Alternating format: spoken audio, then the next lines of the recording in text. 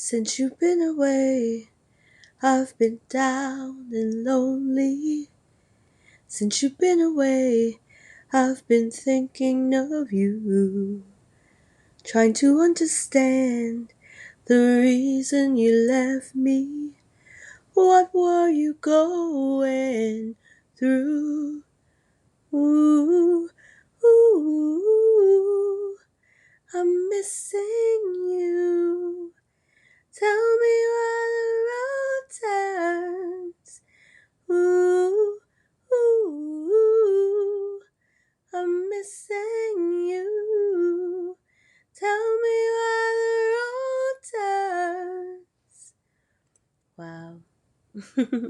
Diana Ross, she is a gem. I love her music, always have, even from a little girl. Her singing with the Supremes and then, of course, solo. She's just a national treasure, certainly. Welcome to another edition of Little Star Stories. I am your host, Kyla, and today we are going to talk about missing people during the holidays. Christmas is a few days from now, and if you're like me, you are certainly joyful and trying to get in the spirit, despite the fact that the COVID variants are mutating as we speak and doing its best job to try to steal our joy. But I am also melancholy because I am thinking about Christmas in the past and how I spent them with my family. And if your family is like my family, you have your traditions. And that tradition also may include where you spend Christmas at, especially once you become an adult and you get married and you have your own children and you have your spouses or partners, family, and you got to kind of figure that out and navigate the holiday waters, if you will, to figure out where everyone's going to be. Christmas was always spent at my father's house. He lived downstate from me, and he loved Christmas so much. Just the joy, the season, the spirit, being able to buy gifts and spend time with his children, his grandchildren, other extended family members. He loved cooking. He loved the music. I love hearing Nat King Cole, even now more so than before. I loved it before, but even now it's so special to hear it come on the radio or whatever streaming service I'm playing at the time. Nat King Cole, the Christmas song. My father loved that song, and I could just hear his voice in the background of that song because he would sing along to it. And I miss that. I miss hearing his voice, and I miss trying to surprise him with a gift because what you buy the person who has everything, right? I know people have said that previously in their life, but just trying to remember and hold on to the memories, really, of Christmas and this holiday season, generally speaking, and recognizing that for a lot of people, this is such a difficult time. They may have lost some loved ones during this time. They themselves may have experienced some trauma of some sort, so the holiday season is a trigger for them. For those of us who had great memories during the holiday season and our people have passed away, transitioned on their way, the holiday season can be really extremely challenging and lonely. And I want to say that I understand that and I feel that. I recognize that in myself because since my father passed, Christmas will never be the same. And although I have all the trees up and I've been playing the music, it's just not the same, right? And so I've come up with some coping mechanisms to help you to get through this holiday season if you're struggling, if you're lonely, if you're sad. Here are some of the things that I do to make myself feel better. So, number one, I write. I think that writing is underrated. I think that we don't do enough of it, especially in this digital world that we currently live in. But just grabbing a piece of paper and your favorite writing instrument and just writing what you feel, what you miss, what you enjoy, what you wish was happening.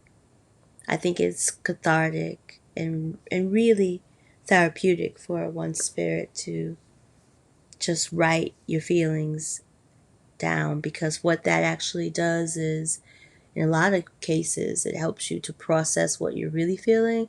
You may have thought that you were feeling angry, but really it's sadness. You may have thought you were feeling sadness, but really it's regret.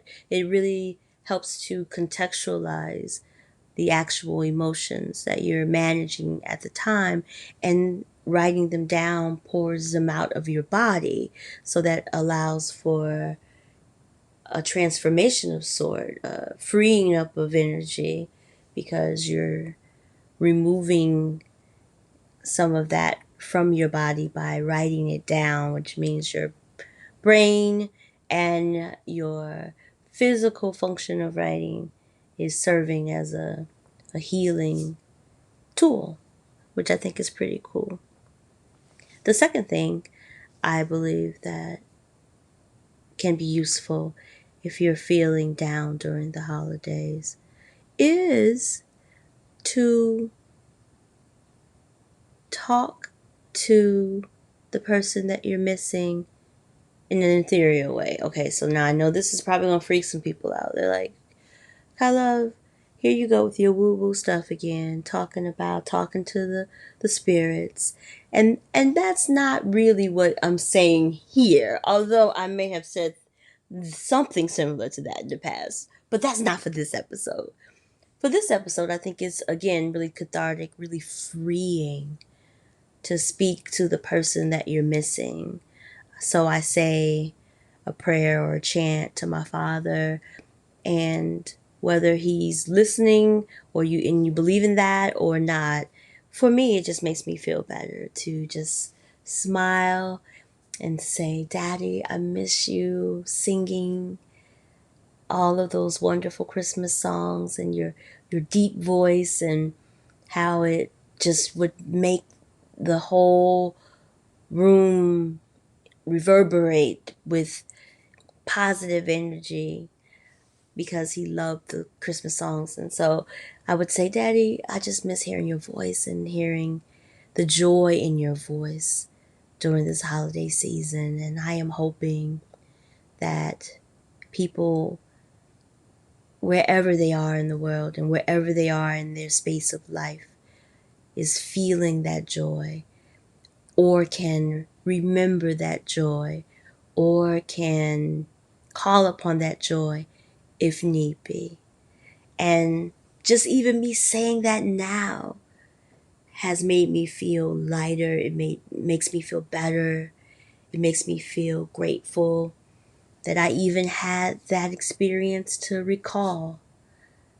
So that's number two. Just speak it out into the universe and allow the universe to absorb that message. And regardless of whatever your belief system is, I find that type of exercise to be really helpful. Now, the third one. The third one I think is super important, something that we as people just don't do enough of. And that's self care. Self care, self care. If you know that you are one that tends to get depressed or carry some blues during this holiday season, the end of the year typically means that you hopefully have accomplished the things that you wanted to accomplish in life, but a lot of the times you don't. You think back to a resolution or a promise that you made to yourself at the beginning of the calendar year, and none of that has happened. You haven't you thought about it since you said it back in January. And so a lot of people start feeling very defeated and feeling less than. Their self esteem starts to suffer. There's a myriad of reasons why people may carry negative emotion during this time period. But I think self care is a way to help to soothe your troubled soul. So, for instance, I was feeling very sad this past week because, again, Christmas was a big deal for me and my family. And this past week, I would have been double checking to make sure that I had all my gifts purchased and singing in holiday concerts or doing caroling in the neighborhoods. And because of COVID, I can't do any of those things. So I felt very limited. Plus, I was missing my father and my mama Ola, who also was a super big Christmas person and always would win the ugly sweater contest at the community Christmas event. But self care helped me through a tough time this past week. I went to the Salt Cave. And for those who are unfamiliar with the Salt Cave, the Salt Cave is really a space that's been packed and built with Himalayan pink salt on the walls, and it's in pebbles on the floor, and it is a healing moment. It is a moment for meditation, a moment for absorption, because Himalayan pink salt has healing properties. It helps with respiratory issues. So if you have asthma, or like me, one who typically suffers from upper respiratory duress from time to time, or sensitivity to pollution or smoke or any of those things, and especially helpful in this time of COVID, because the SARS virus is a upper respiratory that then spreads down depending upon the severity of it. So I went to the Salt Cave and just was able to relax. I put my feet into the salt.